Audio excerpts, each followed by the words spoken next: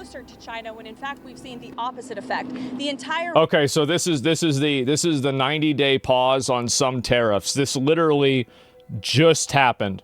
world is calling the United States of America, not China, because they need our markets, they need our consumers, and they need this president in the Oval Office to talk to them. And that's exactly why more than 75 countries have called, because the United States of America is the best place in the world to do business. And as the president has shown great courage, as the secretary has said, in choosing to retaliate against China even higher. Elena, go ahead. Hi, thank you, Treasury Secretary Besson. Can you explain more of the decision making on what feels like a reversal here? I mean, just these went into effect less than 15 hours ago, these tariffs. Why the pause now? What led to that?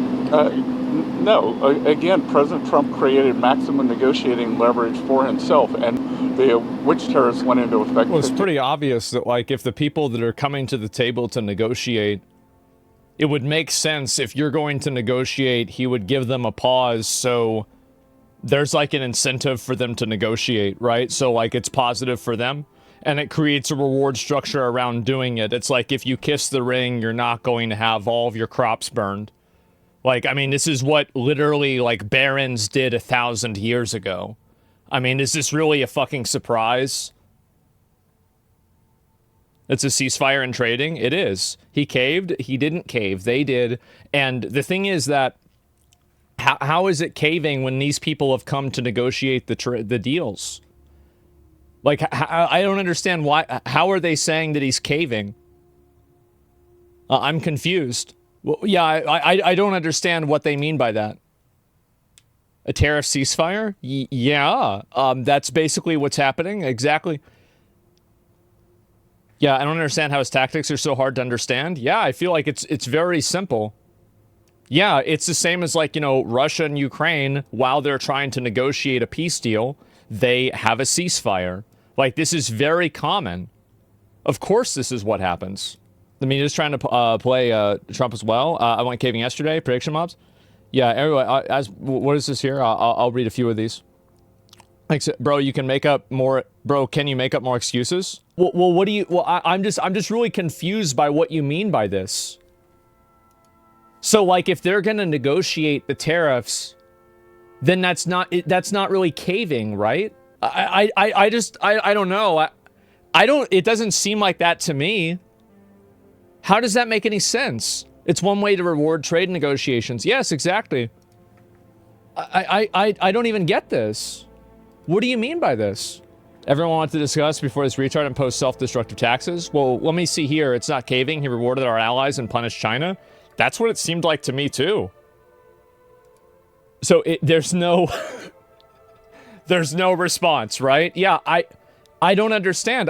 People did strategies like this.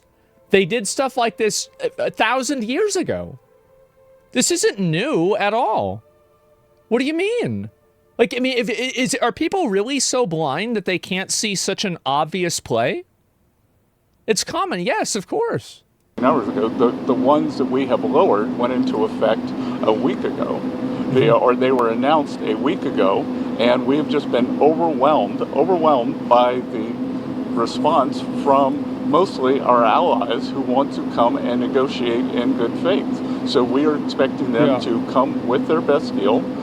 As I said a week ago today, don't retaliate, hold your ground, let's see what happens. And China, they kept escalating and escalating, and now they have 125% tariffs that will be effective immediately. Mr. Secretary, go ahead. So China's tariffs are now up to 125%. I feel like this is probably, like, I mean, if I'm going to be honest, like, I think this is what he planned on doing the whole time. And, or at least this was one possible, you know, like, this was I would say that before they did this, this was a theoretical win condition. Because basically now, if you're only, because, like, if you have tariffs on the whole world, right, it makes it harder for, like, it puts more pressure on your economy. But if you can use the tariffs as a negotiation tactic and then get everybody else to negotiate, pause those, and then focus all of your efforts on suppressing one country as hard as you can, which is what he's doing to China, I feel like that's clearly what he's trying to do, right? That's 100% what he's trying to do.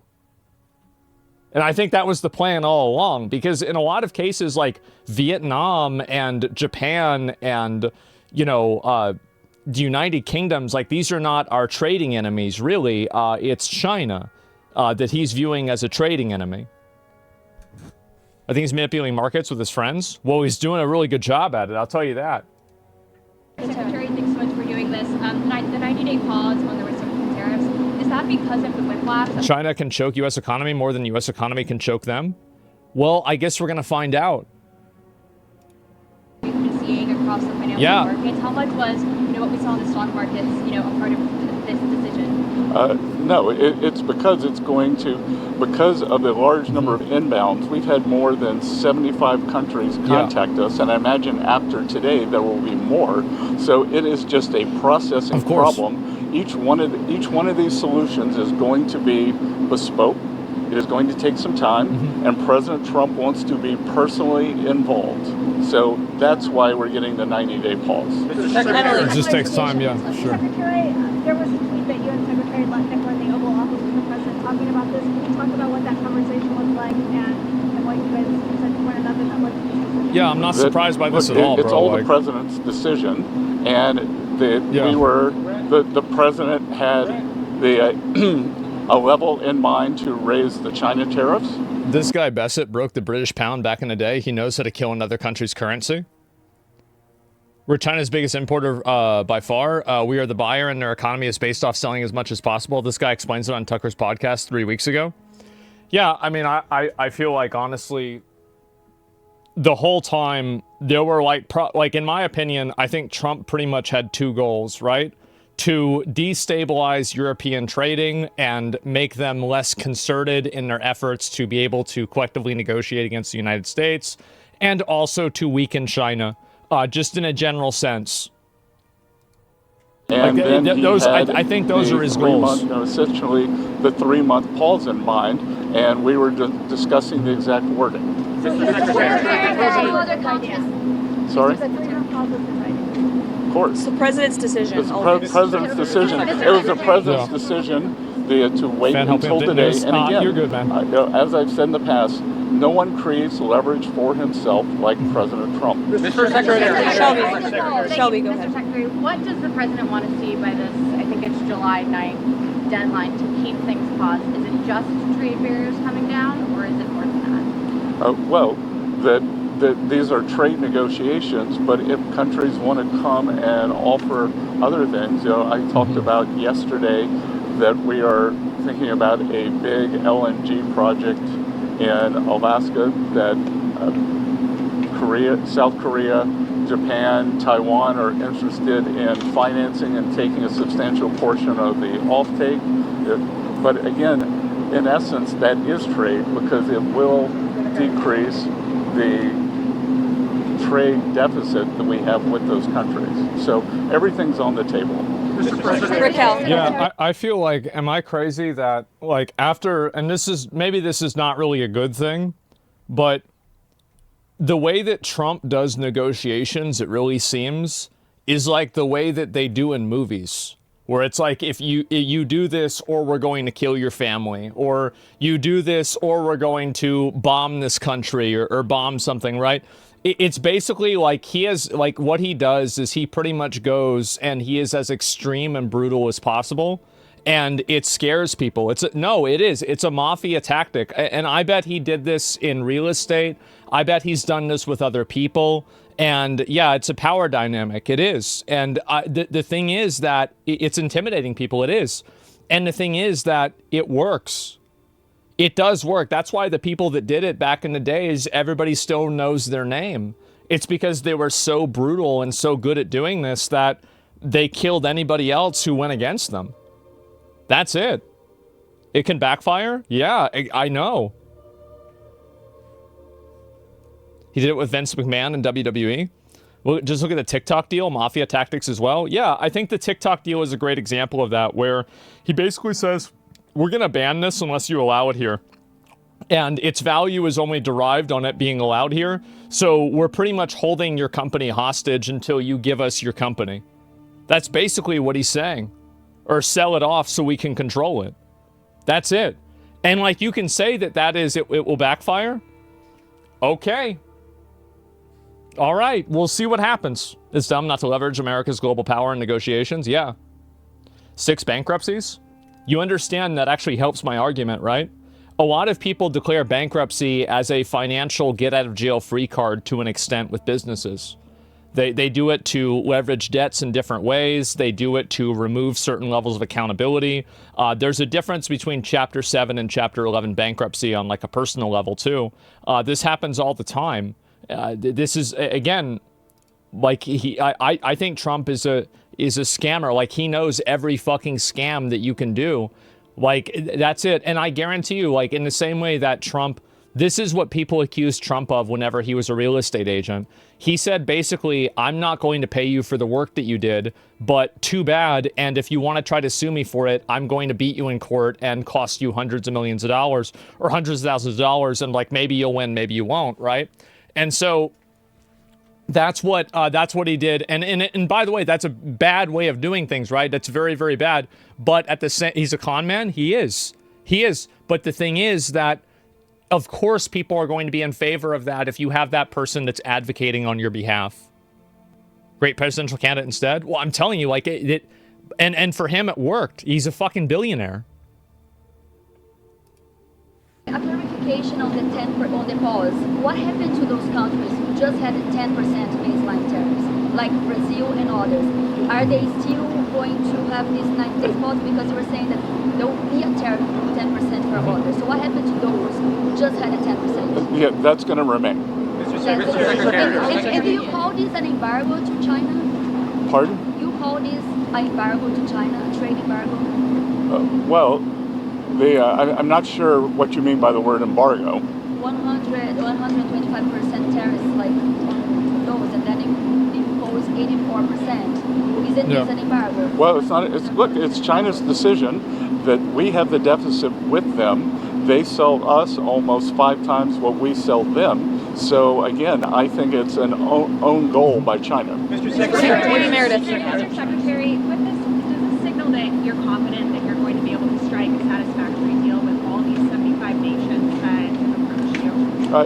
It signals that President Trump cares about trade, a lot to do, and that we want to negotiate in good faith. And as I said, each one of these is going to be a separate, bespoke negotiation. So we are confident that having seen the other side of where this could go, and it was like I said last week, the market didn't understand.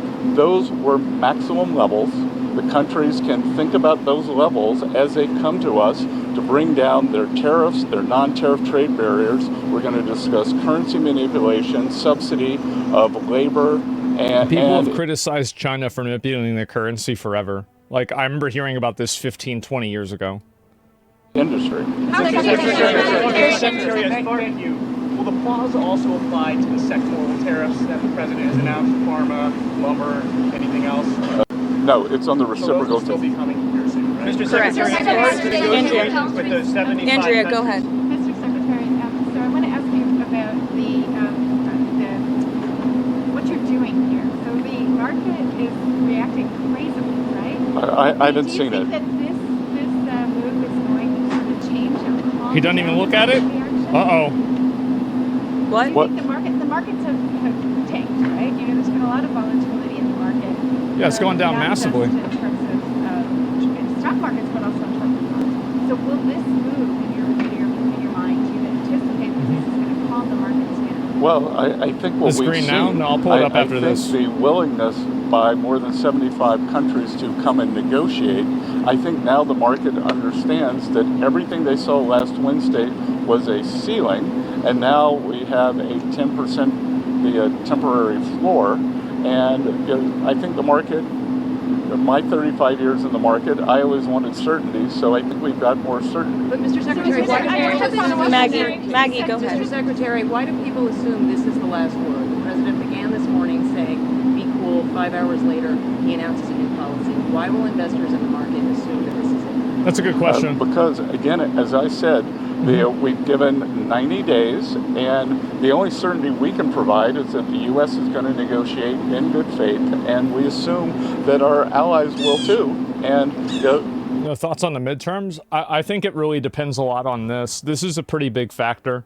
And so, like, if Trump can do this and come out ahead, I think that it will make all of the Republicans look good that stood behind him and were supportive of it. I feel like this is a very, very big component. In terms of certainty, that's what I would say. We will see what China does, but what I am certain of, is that what China is doing will affect their economy much more than it will ours, because they have an export-driven, flood the world with cheap export models, and the rest of the world now understands, because when we put up our tariff wall, those exports were already flowing to the rest of the G7 and to the global south. And you think Mr. Secretary, how much of this decision was driven by the bond market cratering overnight? What is happening with bonds? Is China selling their bonds? I have nothing that says that, and we actually had quite a good 10-year auction today, and all this was, again, this was driven by the president's strategy. He and I had a long talk on Sunday, that's right. And this was his strategy all along. And that, you might even say that he goaded China into a bad position. They responded. They have shown themselves to the world to be the bad actors, and we are willing to cooperate with our allies and with our trading partners who did not retaliate. It wasn't a hard message. Don't retaliate, things will turn out well. What's your message? I think that's probably true. Because now that the other countries aren't being tariffed for a while, that gives Trump the stronger ability to focus more on China. Because it will have like less of an impact on the economy if we're only tariffing one country versus all of them. I mean, that's basically it. I mean, of course. And it also rewards other people that end up coming to the table. Political articles saying that the countries weren't getting called back. These negotiations with these 75 countries, how long will that take? Will it be a matter of weeks? Will it be a matter of months? Do you expect financial markets to be stable during that time period?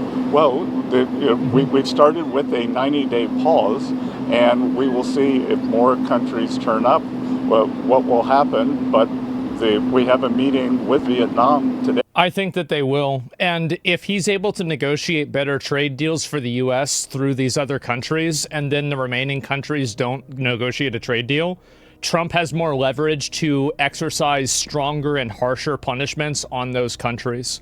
It's basically like you have like a set amount of punishment that you can allocate. And if you can allocate that punishment to just a handful of people, you can totally crush them. So by getting certain amounts of people to come to the table, you effectively take the pressure off of yourself. It's a teaser for punishment for them? Yeah, it is. Do you hear yourself? Is this inaccurate? I feel like this is very accurate. I mean, that's what makes sense to me. I mean, I don't know. Maybe, hey, guys, maybe I'm totally wrong. But, like, this is just what makes sense to me. Who's coming to the table? The 75 countries that Trump says are spamming him to fucking negotiate and talk. And, of course, they're going to negotiate deals that are more advantageous to us. I mean, obviously. And we have one of the largest trade deficits with them, so I'm hoping it will move in a good direction. I was at the Japanese ambassador's house last night for the Cherry Blossom Festival, which was quite festive, and he and I had a good chat. They are going to send a deal team over, so we'll see. These are complicated negotiations. These are imbalances that have taken decades to create, but I think having seen the maximum level that Donald Trump is willing to go to, President Trump has created this negotiation. I don't think that people know the level that he's willing to go to. This is one thing that I think a lot of people, especially like internet people, might not understand, is that, and this is another issue with China, is China is, I think, kind of the same as Trump, is that they have no problem. Trump has no problem doing something that's absolutely fucking insane and brutal if he thinks it's going to be beneficial. That's it. Yeah, it's, and I think China will do the same thing. Leverage. Excuse me, everybody. Excuse me. Clarify, The secretary is obviously a very busy man. As he has said, he's had more than 75 countries that the trade team has to respond to. I'd just like to end with this. For decades, Republicans and Democrats have said that these unfair trade practices are ripping off the American people, are ripping off our country, but nobody has ever done anything to address it. We finally have a president here at Somebody goes, who are you to punish anyone? The people with the bigger stick. What do you mean? Duh. That's the law of the fucking jungle.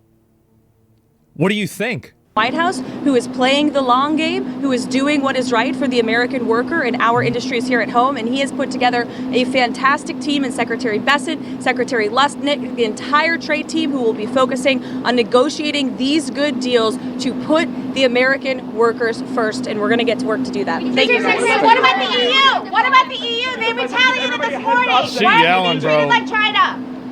She yelling, yep. And so this is another comment. I'll read this comment from this person. Do you really think China can't do damage to the U.S.? It's not about China doing damage to the U.S. It's about the U.S. being able to do damage to China and how much of that they can withstand and how much of their damage we can withstand. So anything like this, like if you get in a fight with somebody, you're probably going to get hit a few times. Like that's the way it happens. I mean, this isn't like fucking, Devil May Cry where you just fucking flawless everything, and you never take any hits. Like that's not what happens. It's not a Bruce Lee fight. Of course, that's what's going to happen. Remember the Wolf Amendment? No, I'm not sure even what you're talking about. And then they'll fight back and kill the other guy. I think that Trump would not hesitate to do anything that would be beneficial for the U.S. I think that's really it. Trump is pacing. Yeah, the only HP that matters is the last one. Yeah, exactly. And China's been going on the edge of a crash much more than the U.S. is. Yeah. And we're essentially trading damage, but our health bar is bigger. Yeah, I think that's effectively what's going on too. And so, I mean, we'll see how it plays out. And they're pushing China to do business with other countries. Yeah. That's correct. Yes, and so they have to reorient their entire market. How are those other countries going to deal with that? What's going to happen? Obviously. Are those other countries going to buy what we're buying at the same rate that we're buying it? Probably not. Like, we're just realistically probably not, because if they were, they would have already been doing it to both of us. Because that would maximize the amount of money. So they're going to lose a ton of money on this no matter what. This is the usual loss for China? Yeah. Other countries aren't going to take up their shit. Pull me up. This is my job. All right, sure. I'll pull you up. What do you got to say? Yeah, sure. What kind of country names himself after a pro wrestler? It's really dangerous for the U.S. This is a gamble. Yeah, of course it is. Yeah, I mean, of course. Pull me up. I'm an internet expert. I don't know anything. Yeah, sure, right? Well, I'll at least hear what this random unverified expert on Twitch chat with no profile picture, we'll go ahead. We'll see what he has to say about international trade. Dope. We're decoupling from China right now, essentially dropping all the tariffs today down to 10%. We have isolated China. Yes, obviously that's what's happened.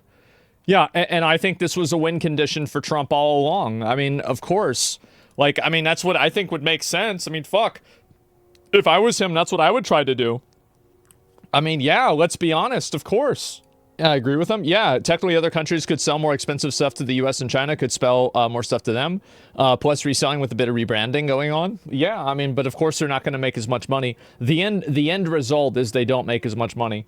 And that's really the point. Yeah, obviously that's what's happening. And there's been a lot of people, like, I'll go ahead and I'll read and see if there's any more about this. But this is what Donald has said. And this is the big one. He came out with this on Truth Social. Can you just go back to Twitter, please?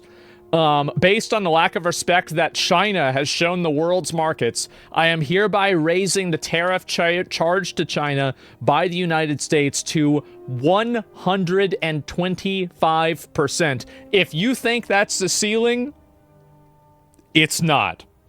Effective immediately, at some point, hopefully in the near future, China will realize the days of ripping off the USA and other countries is no longer sustainable or acceptable.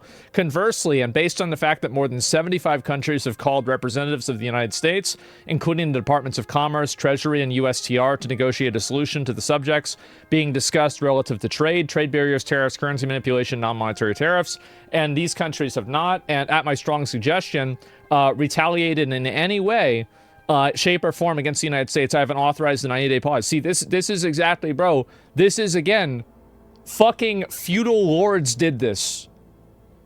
They said, we're going to give you all of your crops. If you don't give us half of your crops, we're going to come and burn all of your crops.